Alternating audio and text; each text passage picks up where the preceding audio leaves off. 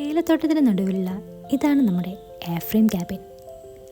നമുക്കിനി ഇതിൻ്റെ അകമൊക്കൊന്ന് കണ്ടിട്ട് വരാം. ദേ ഈ കാണുന്ന സ്റ്റെയർ ഉണ്ടല്ലോ, ഇതിനെപ്പറ്റി ഞാൻ പിന്നെ പറയാം. നമ്മുടെ റൈറ്റ് സൈഡായിട്ട് കാണുന്ന ഇതാണ് നമ്മുടെ ബാത്റൂം. നല്ല നീറ്റ് ആൻഡ് ക്ലീൻ ആയിരുന്നു. മുകളിൽ ട്രാൻസ്പെറൻറ്റ് ഷീറ്റൊക്കെ ഇട്ട് അടിപൊളിയാണ്. കൂടാതെ 24 hours ഹോട്ട് വാട്ടർ ഫെസിലിറ്റി ഉണ്ട്. ഇതാണ് നമ്മുടെ ബെഡ്.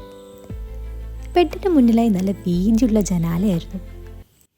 ഇനി ഞാൻ നിങ്ങൾക്കൊരു സ്പെഷ്യൽ സൗണ്ട് ഏൽപ്പിച്ചട്ടെ.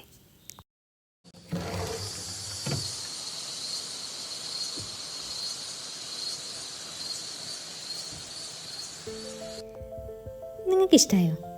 എനിക്ക് ഭയങ്കര ഇഷ്ടമായി. ഇനി നമുക്ക് ഈ സ്റ്റെയർ ഒന്ന് കയറി നോക്കിയാലോ. ഇവിടെ ഒരു ബെഡുണ്ട്. ഇവിടെ കിടന്നുകൊണ്ട് കാടിൻ്റെ കാഴ്ചകൾ കാണാം. അങ്ങനെ ഈവനിങ് ആയി.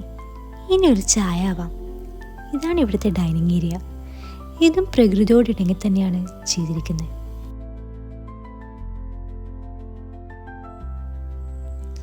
ഇതാണ് ഇവിടുത്തെ ഗെയിമിംഗ് ഏരിയ. മഴയായതുകൊണ്ട് ഷട്ടിലൊന്നും കളിക്കാൻ പറ്റിയില്ല. പക്ഷെ അവിടെ ക്യാരംസൊക്കെ ഉണ്ടായിരുന്നു.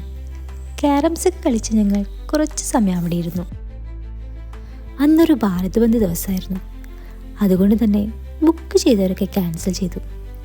അതുകൊണ്ട് ഈ റിസോർട്ടിലിപ്പോൾ നമ്മൾ മാത്രം. അത് ശരിക്കും ഞങ്ങൾ എൻജോയ് ചെയ്യായിരുന്നു. ഈ മരമൊക്കെ കണ്ടോ, മിററൊക്കെ വെച്ച് കൊള്ളാല്ലേ. അങ്ങനെ നമ്മൾ റൂമിലേക്ക് പോവുകയാണ്. അല്ല, എൻ്റെ കൂടുതലുള്ള ആളെവിടെ? ആളിവിടെ മരത്തിൻ്റെ ഭംഗിക്ക് ആസ്വദിക്കുക. നമ്മൾ വേസ്റ്റ് ആയി കളയുന്ന സാധനങ്ങൾ ഇങ്ങനെയും മുഖപ്പെടുത്താമല്ലേ. എന്തായാലും സംഭവം കളറായിട്ടുണ്ട്.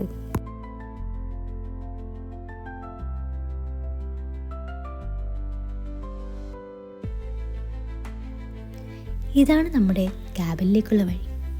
ഇരുവശത്തും ഏലത്തോട്ടമുള്ള ഒരു രാജകീയ പാത.